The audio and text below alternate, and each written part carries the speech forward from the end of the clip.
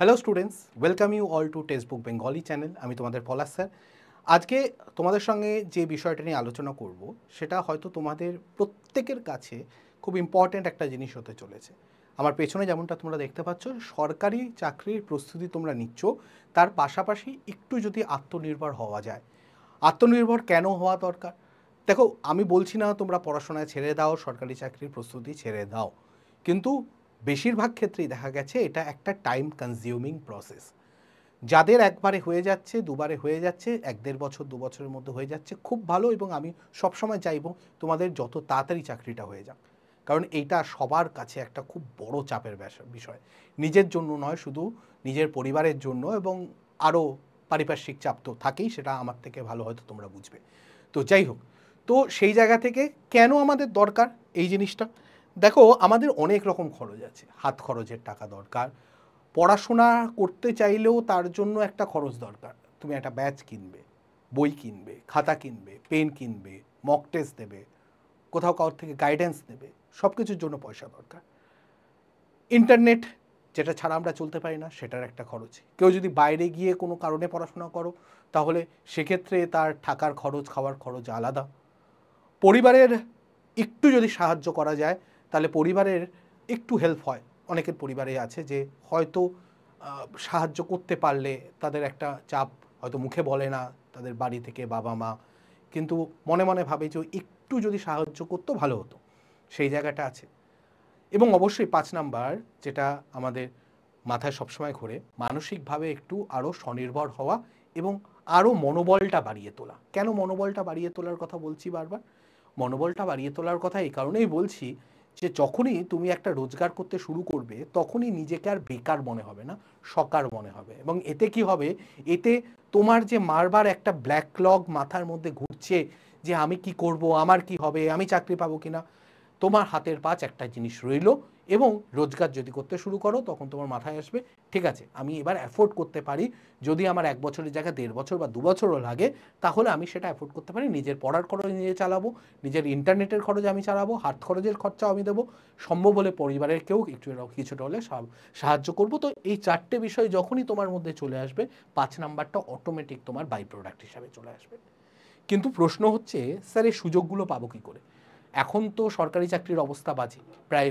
Job private জবের মধ্যে কিছু জব আছে যেগুলো তোমাদের প্রপার, মানে তোমাদের বলে না যে সিভি তৈরি করতে, মানে তোমাদের অনেক কাজ আছে যেগুলো তুমি করেও খুব একটা লাভ হবে না। কেন লাভ হবে না? তার কারণ হচ্ছে যে সেইগুলো তোমার সিভিতে লেখা না লেখা সমান, ইনকামেরও কোনো ঠিকঠাক নেই।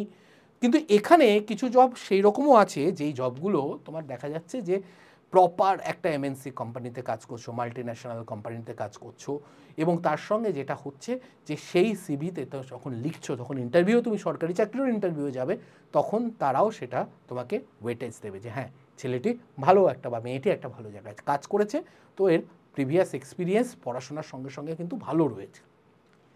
কিন্তু স্যার কোথায় করব? এই ক্ষেত্রেই আমাদের অপশান রিসেন্ট টাইমে যেটা চলছে সেটা হচ্ছে এইচডিএফসি ব্যাংক। এবার এইচডিএফসি ব্যাংকের যেই ভ্যাকেন্সিটা রয়েছে, একটা বড় ভ্যাকেন্সি রয়েছে, 11,000-এর ওপরে একটা ভ্যাকেন্সি রয়েছে। অ্যাপ্লিকেশান চলছে, যারা অ্যাপ্লাই করোনি তাদেরকে বলবো যে অ্যাপ্লাই করে দিতে। আমি এখানে নিচে কমেন্টে অবশ্যই তোমাদের ওই যেখানে অ্যাপ্লাই করতে হবে সেই লিঙ্কটা দিয়ে দেবো।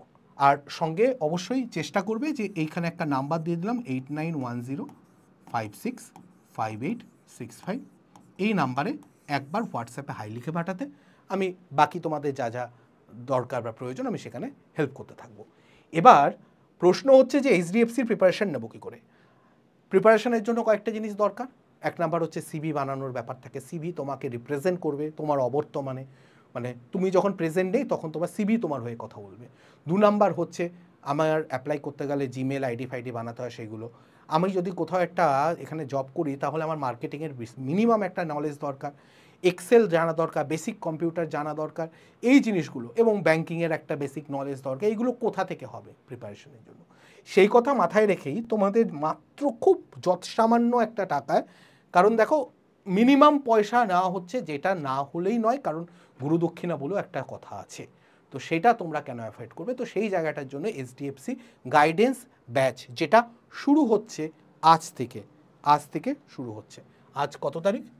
আজ হচ্ছে 5 মে। আজ থেকে আমাদের সোমবার, আজ থেকে আমাদের ব্যাচটা শুরু হচ্ছে। এখানে আমাদের কি কি থাকছে?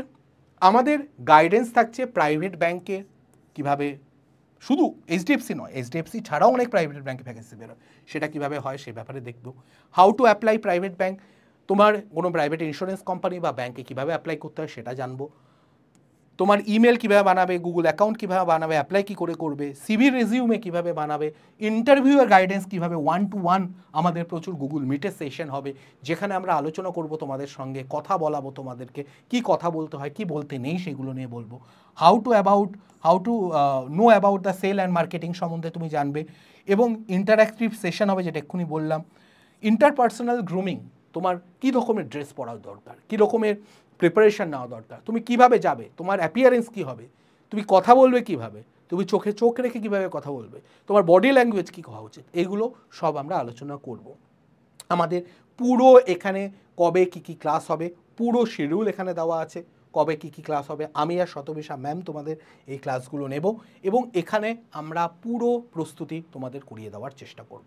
বারবার একটা কথা বলছি যে দেখো, এই ফিল্ডে হয়তো তোমরা নতুন হতে পারো, কিন্তু আমাদের যা যা অভিজ্ঞতা আছে সেইটা দিয়ে আমরা তোমাদেরকে সেইভাবে প্রিপেয়ার করানোর চেষ্টা করব, যাতে শুধু এইচডিএফসি ব্যাংক নয়, এইচডিএফসি ছাড়াও যদি কোনো ভ্যাকেন্সি বেরোয় তাহলে সেক্ষেত্রেও তোমার এই জিনিসগুলো দরকার হবে, এবং সেইগুলো কি করে করবে সেগুলো দেখিয়ে দেবে।